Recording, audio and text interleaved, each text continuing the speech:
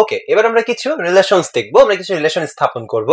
সেটা হচ্ছে কি কি, কম্পাঙ্ক আর পর্যায়কালের ভিতরে, এবং আমরা তরঙ্গ দৈর্ঘ্য, তরঙ্গ বেগ এবং ফ্রিকোয়েন্সি বা কম্পাঙ্কের ভিতরে কিছু রিলেশন স্থাপন করবো। সো চলো আমরা শুরু করে ফেলি।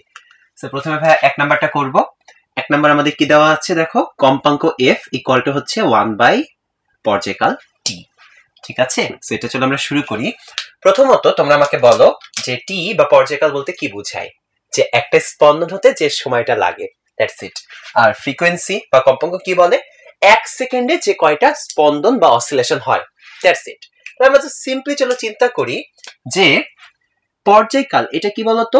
এটা মানে হচ্ছে একটা স্পন্দন হতে যে সময় লাগে, একটা স্পন্দন হতে যে সময় লাগে সেটা হচ্ছে কি পর্যায়কাল বা ক্যাপিটাল টি। তাহলে আমরা বলতে পারি টি সময়ে স্পন্দন হয় একটা। কিভাবে বললাম এই কথাটা?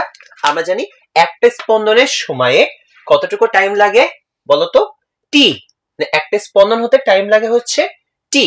তাহলে 1 সেকেন্ড সময়ে বলতো স্পন্দন হবে কয়টা? 1 বাই টি, এতটুকু। আবার দেখো টি সেকেন্ড সময়ে স্পন্দন হয় কয়টা?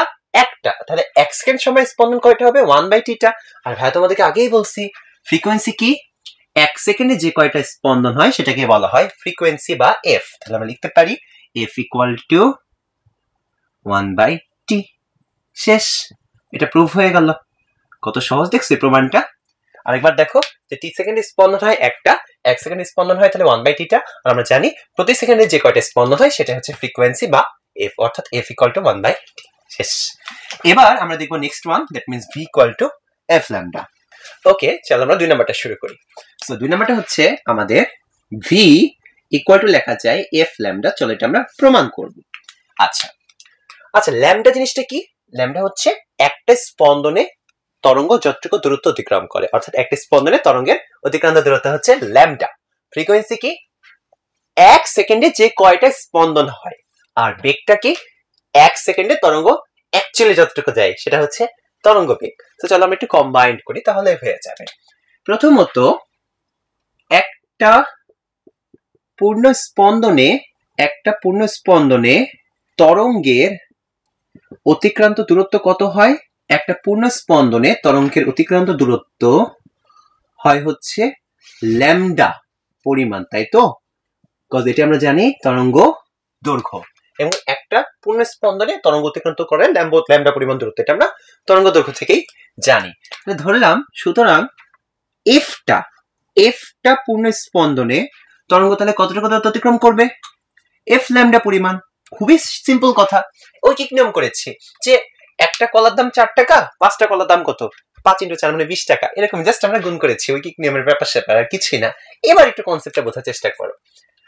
এফ এটা কি? ফ্রিকোয়েন্সি না? মানে কি? এফটা পূর্ণ স্পন্দন মানে কি? ফ্রিকোয়েন্সি পরিমাণ স্পন্দন। বলতো এফটা স্পন্দন কত সেকেন্ডে তৈরি হয়? 1 সেকেন্ডে না? কারণ আমরা জানি প্রতি সেকেন্ডে যে কয়টা স্পন্দন হয় সেটাকে বলা হয় ফ্রিকোয়েন্সি বা কম্পাঙ্ক। অর্থাৎ এই এফ পরিমাণ পূর্ণ স্পন্দন তৈরি হয় কতটুকু টাইমে? 1 সেকেন্ডে। কেন? কারণ এফটা হচ্ছে আমরা জানি কম্পাঙ্ক বা ফ্রিকোয়েন্সি। একদম সিম্পল। তাহলে এবার একটু কম্বাইন করো এটা। 1 সেকেন্ডে তরঙ্গের অতিক্রান্ত দূরত্ব তাহলে কত বের হইলো? এফ ল্যামডা পরিমাণ। এবার তোমরা আমাকে একটা কথা বলো, ভেলোসিটি ইকুয়াল টু কি লেখা যায়? সরণ বাই টাইম। অর্থাৎ 1 সেকেন্ডে কোন একটা বস্তু যতটুকু দূরত্ব অতিক্রম করে সেটাকে বলা হয় কি? সেই বস্তুর বেগ। তাহলে আমাদের তরঙ্গটা যদি 1 সেকেন্ডে এফ ল্যামডা পরিমাণ অতিক্রম করে তাহলে এইটুকুকে কি বলা হবে বলতো? তরঙ্গ বেগ। অর্থাৎ সোজা বাংলা কথায় আমরা বলতে পারি যে টার্মটা সেটা হচ্ছে তরঙ্গ বেগ মানে হচ্ছে V, that means V equal to F lambda, যেটা আমি মাত্র তোমাদের প্রমাণ করে দেখাইলাম। সেভাবে পরীক্ষা আসলে করে দিবা, ইনশাআল্লাহ আমরা ফুল নাম্বার পেয়ে যাব। ঠিক আছে ভাই?